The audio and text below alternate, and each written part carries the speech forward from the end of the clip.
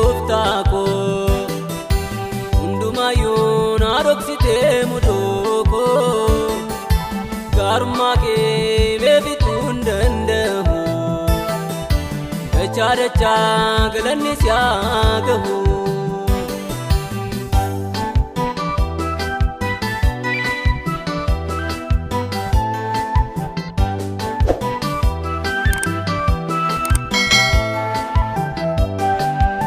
Jaallatee gadi malee yaa gooftaa siifan kennaa oduu aarsaa galataa gita hojii kee waan ansi godhuun naabee gaarummaa kee himee bituu hin dadhabee jaalalli kee naaf dinqiidha gooftaa koo hundumayyuu na dhoksitee mudoo koo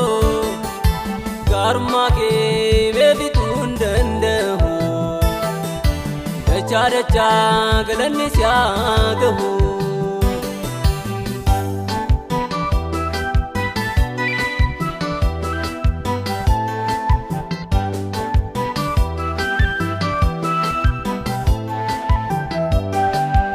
Har'as boruus baraamma baaraattee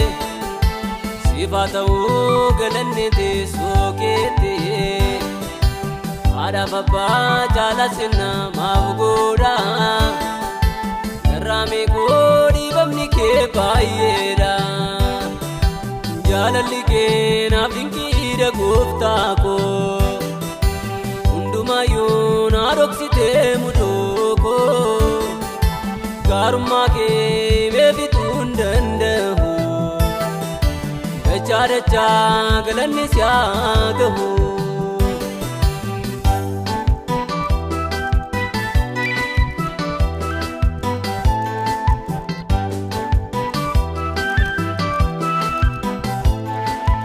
Na jaalattee utuu ansin jaalatiin na baafattee rakkoo baraa baraatee maalumaree jaalallammaa na gahu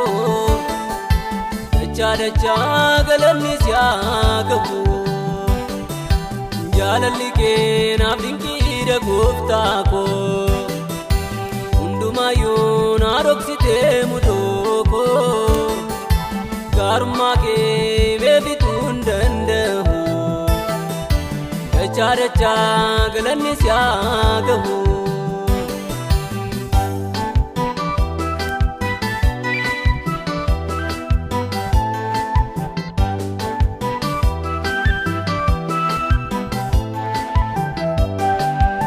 Barbaaduleen argadwaan akka kee uuman qabu baay'ee dha'eef harkaa kee ati horiif qabeenya kun barbaanne yooni yoomee dhabaa ta'ees nan gaanne jaalalli kee naaf dinqiidha gooftaa koo hundumayyuu na dhoksitee mudoo koo gaarummaa kee beebituu hin danda'u dachaa dachaa